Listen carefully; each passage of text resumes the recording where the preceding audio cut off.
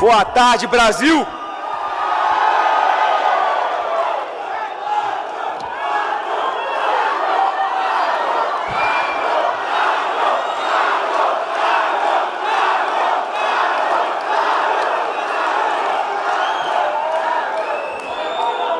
Quem aí quer a volta do Bolsonaro? Eu quero agradecer o convite do presidente Paulo. Muita honra estar aqui, presidente. Muita correria, mas talvez essa seja uma das agendas mais importantes que qualquer pré-candidato à República tem que fazer. É um grande desrespeito não comparecer a uma solenidade como essa, porque é nas cidades que a vida dos cidadãos brasileiros acontece. É na cidade onde estão os problemas, onde a pessoa bate na porta do vereador, onde o munícipe bate na porta do prefeito e quer soluções para os seus problemas. E quem está na vida pública tem que saber que essa é a nossa obrigação e é uma grande satisfação poder resolver esses problemas e fazer diferente daquilo que até hoje tem dado errado. Eu quero saudar todas as mulheres, na pessoa da Tânia, primeira-dama aqui do Conselho Nacional de Municípios. E eu começo falando com a maior marca que o governo Bolsonaro tinha e que não era da boca para fora. Menos Brasília e mais Brasil. Foi dessa forma que, em especial durante a pandemia, o governo do presidente Bolsonaro fez a maior distribuição de recursos federais para estados e municípios da história. Entramos para o Guinness Book, garantindo que nenhuma prefeitura ficasse com as contas em atraso, salários também em atrasos, contratos sendo pagos, enfim, todas as prefeituras no azul durante o governo do presidente Bolsonaro, porque ele não escolhia coloração partidária na hora de definir para qual município os recursos federais iriam. Independente de ser município governado pela esquerda ou pela direita ou um partido de centro. Um presidente da República responsável, ele se preocupa com os cidadãos e não pode punir um brasileiro sequer por causa da preferência partidária de um prefeito. Eu quero aqui, presidente, passar por alguns pontos que eu acho que são fundamentais, e eu começo falando da grande preocupação que agora está sendo votado, vai ser votado no Congresso Nacional, que é com relação ao fim da escala 6x1.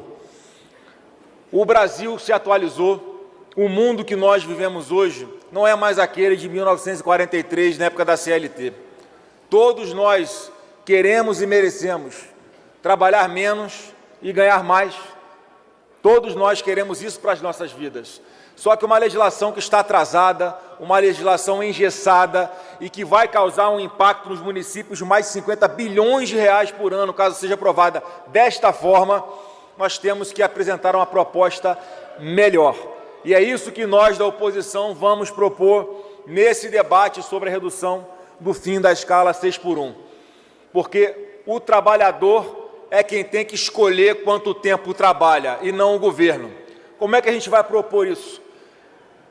O salário mínimo será por horas trabalhadas, é a nossa proposta, com todos os direitos constitucionais garantidos. 13º, férias, fundos de garantia e INSS. Porque é assim que a gente tem que olhar para o trabalhador moderno. Ele monta a sua escala de trabalho. Por que 6x1 e não 5x2 e não 4x3? Por que não é o trabalhador que, conforme as suas necessidades, é que pode escolher a sua jornada de trabalho? É mais do que justo. Muitas pessoas querem trabalhar mais e a PEC pode engessar quem quer trabalhar mais. Muitas pessoas preferem trabalhar menos para ter horário livre.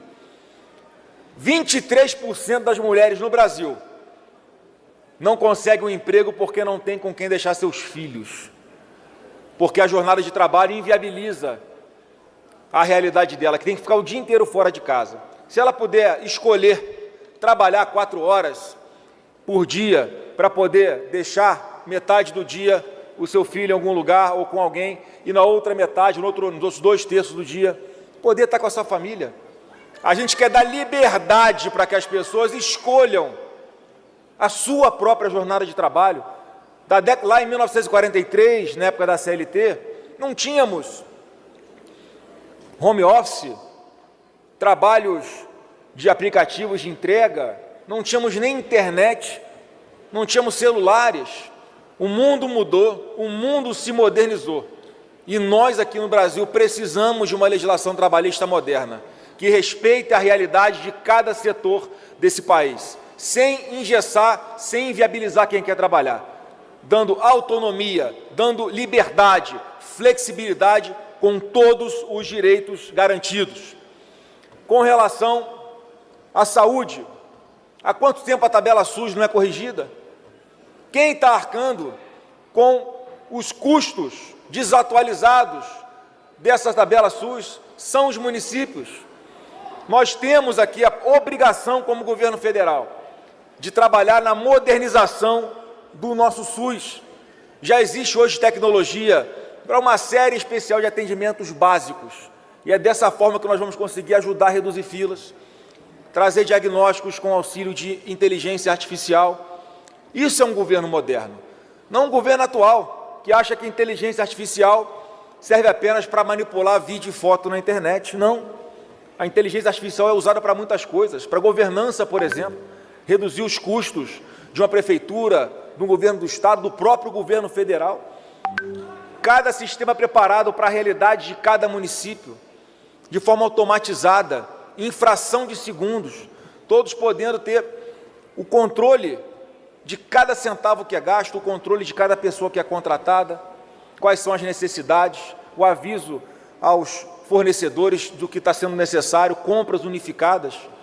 É assim que a gente vai modernizar e enxugar os nossos investimentos em saúde, prestando um serviço de muito maior qualidade para todos os nossos contribuintes. Eu sou uma pessoa que sempre fui municipalista. De verdade, o presidente Bolsonaro provou que, não tendo vaidade, não pensando em reeleição, pensando em quem está na ponta da linha, ele fez isso na prática, transferiu recursos federais para os nossos municípios. E é o que eu pretendo fazer também, me comprometendo aqui, de que vamos trabalhar contra no Congresso ou vetar qualquer iniciativa que seja aprovada no Congresso Nacional, que venha trazer um aumento de despesa para os municípios, que não aponte a fonte de receita desse serviço específico.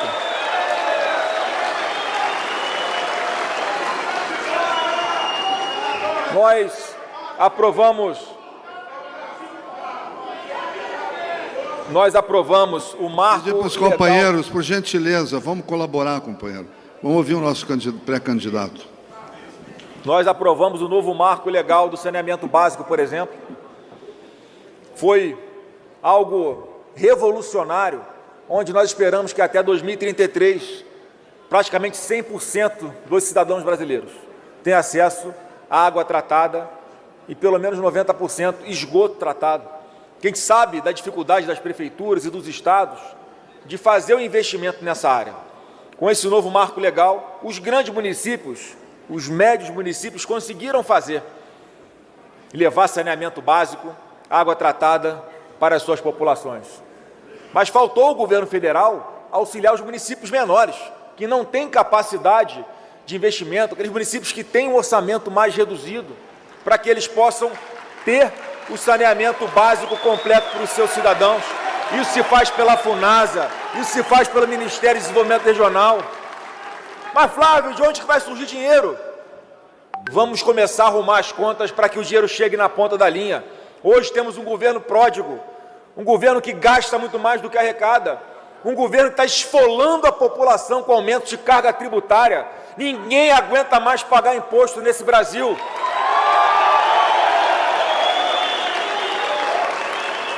O governo não pode olhar para o bolso de cada um aqui presente ou de quem está nos assistindo e não ter vontade de meter a mão aumentando imposto. Essa era de aumentos de imposto vai acabar no Brasil a partir de 2027. Porque nós vamos enxugar as contas. A despesa vai caber dentro do orçamento. Dessa forma, nós vamos conseguir mostrar que a curva de juros para o futuro vai diminuir. Nós vamos ajustar as contas públicas, os juros vão começar a cair. E todo mundo que hoje está endividado, mais de 80 milhões de brasileiros, que têm as suas dívidas atreladas à taxa Selic, vão começar a sonhar, a sair desse pesadelo, porque o atual governo fez 2 desenrolas em apenas 3 anos, ou seja, está enrolando as pessoas mais uma vez agora, porque as pessoas estão endividadas, porque os juros são impagáveis das dívidas dessas pessoas. E como é que a gente vai mudar isso? Não é fazendo um desenrola como ele está propondo, presidente, aonde somadas as dívidas de todos os brasileiros, chega-se à marca de 500 bilhões de reais. Aí ele faz um desenrola oferecendo 4,5 bilhões. Vai ficar todo mundo enrolado de novo ano que vem. Não vai tirar ninguém do sufoco. Então tem que ter um desenrola sério e, principalmente, ajustando as contas do nosso país, resgatando a segurança jurídica. Nós vamos ter de volta investimentos pesados aqui no Brasil, tanto dos empreendedores nacionais, em especial dos empreendedores internacionais, gerando muito mais empregos aqui, pagando muito melhor, dando muito mais oportunidade para que as pessoas possam trabalhar. E aí sim vão conseguir, com o passar do tempo, juntar patrimônio, não dever nada para ninguém. E o meu grande sonho, após 4 ou 5 anos de governo, é fazer com que os brasileiros fiquem cada vez menos dependentes do governo, menos dependentes de nós políticos, porque significa que conseguiram caminhar com as próprias pernas, ter um emprego que pague melhor, conseguiu botar o filho num colégio de qualidade, consegue andar em segurança na rua. Anotem aí, marginais de CV e de PCC, ouçam, metam o pé do Brasil até dezembro desse ano, porque senão a partir do ano que vem vai todo mundo ser preso ou vai ser neutralizado pelas nossas polícias. Marginal não vai ter mais vez aqui no Brasil.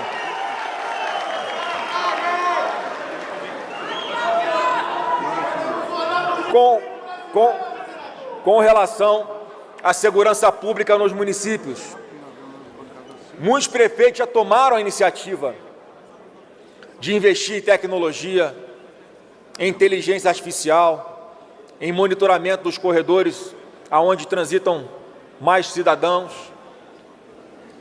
na conexão entre bancos de dados municipal com o federal, identificação de veículos roubados, identificação de pessoas com mandados de prisão expedidos.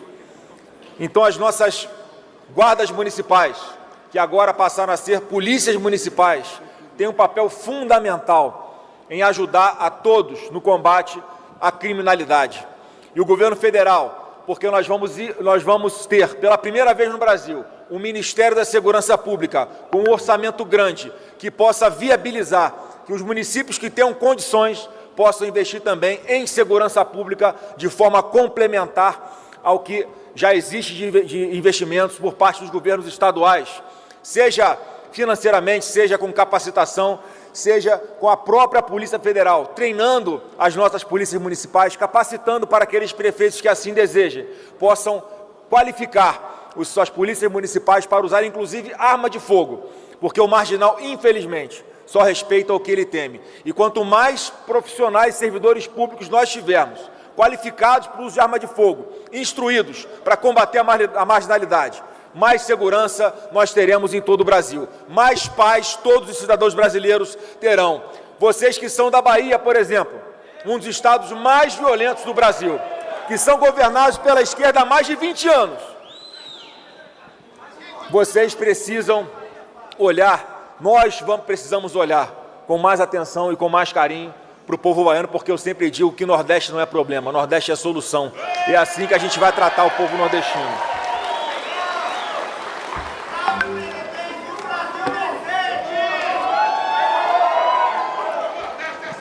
Com relação à educação básica, eu não estou ouvindo, depois eu vou aí e trocar uma ideia.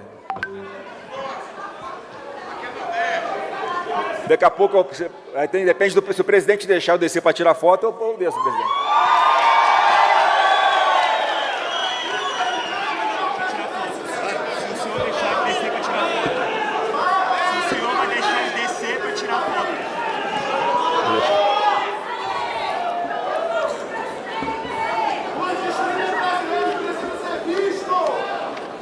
Nós sabemos das dificuldades dos nossos prefeitos. Foi o presidente Bolsonaro que suspendeu o pagamento de dívidas com a União, especial durante a pandemia.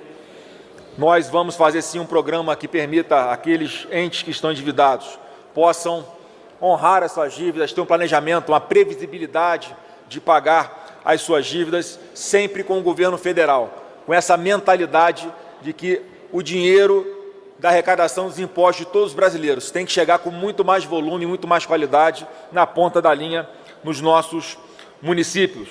E eu aqui, presidente, quero aproveitar para parabenizar aqui o nosso prefeito da cidade de Casimiro de Abreu, no Rio de Janeiro, o prefeito Ramon, que foi premiado aí como referência nas compras governamentais aqui pela CNM.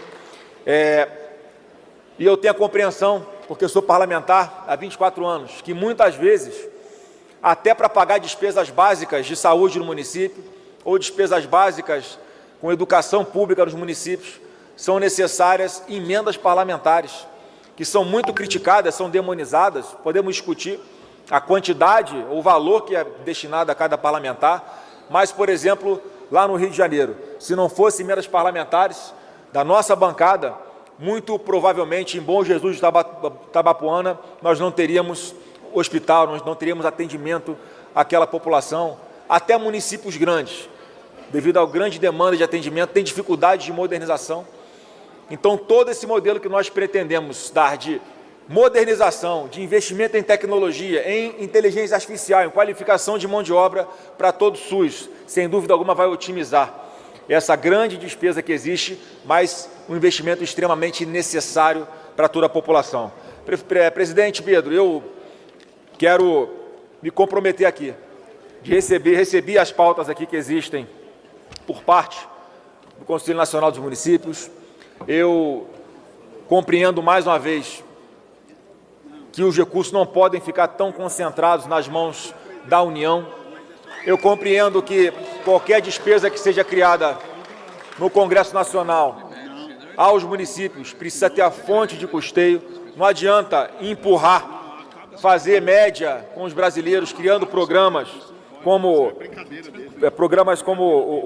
a merenda escolar, o programa de saúde da família, criando obrigações para as prefeituras e não ter recursos suficientes para isso. Então, nós vamos sim ter uma atenção especial para a saúde, para a atualização da tabela SUS e para a atualização desses programas, essas dezenas de programas que existem, que foram criados, encargos que foram passados às prefeituras, responsabilidades passadas às prefeituras, mas que não foi dada a mesma proporção, o orçamento para que isso pudesse ser implementado e prestado um serviço de qualidade para as nossas populações. E, por fim, eu quero garantir a todos que o nosso governo vai buscar com todas as forças a redução de carga tributária e a modernização da máquina pública. Nós tivemos o segundo governo mais digital do mundo com o presidente Bolsonaro, reduzindo burocracia, reduzindo custos e tendo centenas de serviços públicos oferecidos ao cidadão na palma de sua mão em seus celulares. Então, esse governo vai ser comprometido em funcionar de verdade, em simplificação, em redução de burocracia, redução de carga tributária, em contato direto com os prefeitos. Vocês terão sempre portas abertas do governo federal a partir de 2027. E não precisa ser só nessa janela da Marcha dos Prefeitos. Pode ser ao longo de todo o ano, porque ao longo de todo o ano as senhoras e os senhores são demandados. Vocês precisam de ter acesso ao governo federal para trazer as demandas. São vocês, senhoras e senhores, que sabem onde estão os problemas muito melhor do que o presidente da República. Os problemas locais que são diferentes, o problema do Rio de Janeiro é diferente do problema de Manaus, o problema de Porto Alegre é diferente do problema de Macapá, e é assim que a gente vai enxergar, porque Salvador é diferente de Mato Grosso, é diferente de Cuiabá. Então, gente, o que eu quero me comprometer com todos vocês aqui é a fazer um governo enxuto, um governo que vai reduzir a sua máquina, que vai modernizar a sua máquina e que vai ter uma conexão muito mais direta e tecnológica com todos os entes da federação. Porque é assim que nós acreditamos que vamos construir um país com prosperidade, com as pessoas que dependam cada vez mais de políticos como nós.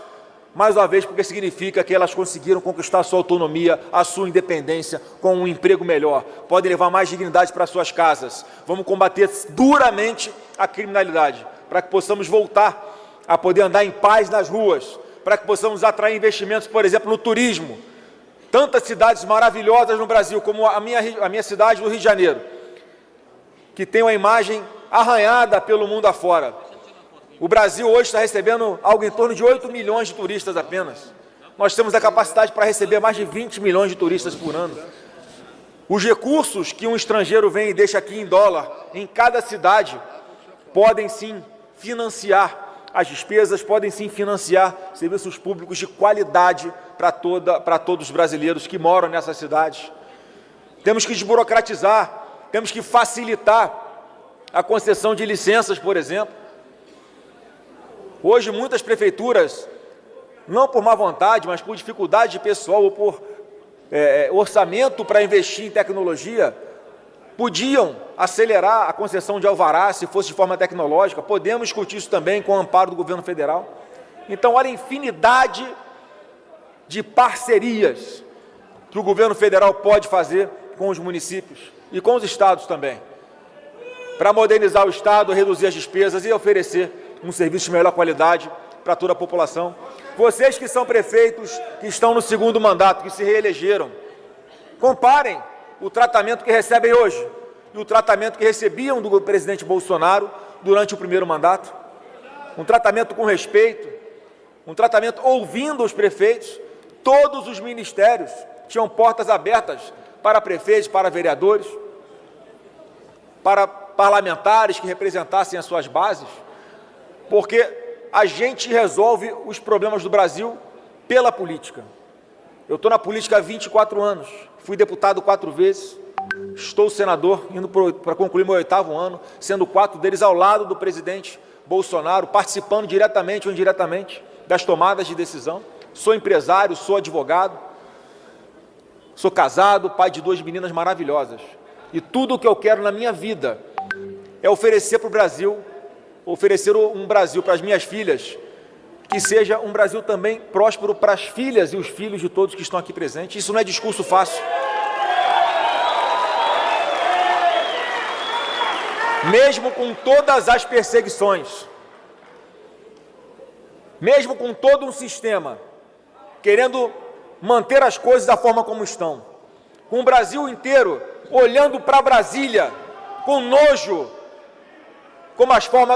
o nojo pela forma como as coisas estão acontecendo, de respeito à Constituição, insegurança jurídica, uso do aparato estatal para perseguir adversários políticos.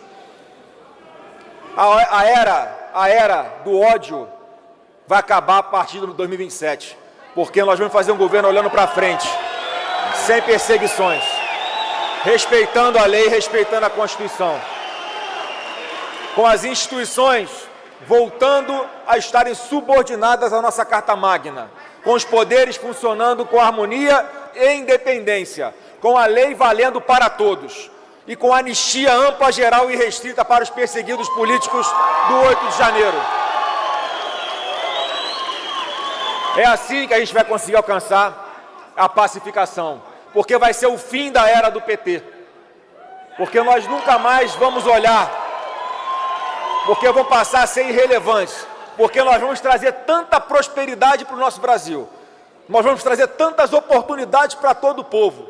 Você que é da Bahia, que está aqui na minha frente, muitas pessoas da Bahia têm ensino superior e não conseguem trabalho, porque não tem oportunidades na Bahia, por causa da criminalidade, por causa da burocracia, por causa da corrupção. Muitos universitários acabam tendo que viver de bolsas dentro das universidades por mais tempo, porque não conseguem acesso ao emprego de qualidade. Isso acontece em diversos estados da federação.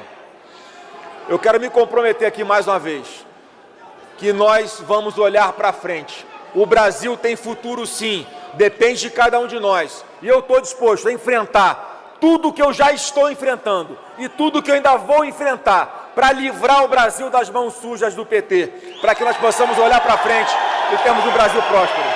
Muito obrigado a todos, boa tarde e um bom evento. Brasil acima de tudo, Deus acima de todos. Obrigado!